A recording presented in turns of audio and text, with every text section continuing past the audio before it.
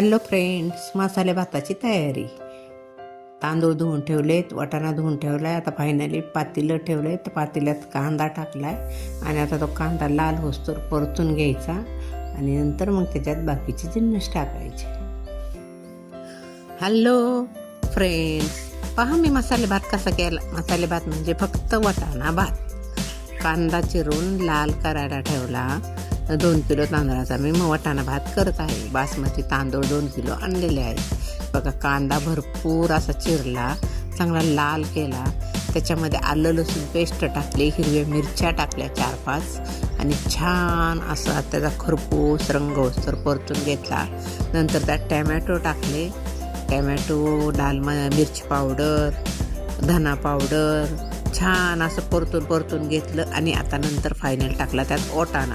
फक्त वाटाणा टाकलाय, काही टाकलं नाही.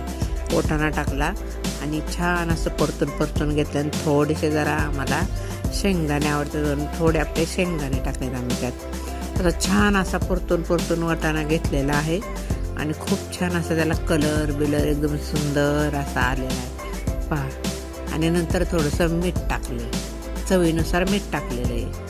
आणि आता मीठ टाकून हे इतकं छान झालं आहे ना, माझा गिरवीचा मसाला इतका छान तयार झाला आहे ना, खूपच छान असा कलर वगैरे त्याला आला आहे बघा. परतून घेतला आहे. आता मी त्याच्यात टाकणार आहे बिर्याणी एव्हरेस्ट मसाला.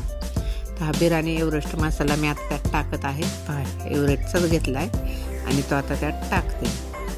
आणि त्या छान मसाला टाकल्यानंतर छान परतून घ्यायचा मसाला, म्हणजे एकदम एकजीव झाला पाहिजे. वाटाण्याचा, टमॅटोचा, आलं लसूण पेस्ट आणि लाल मिरची पावडर, हिरवी मिरची, कांदा.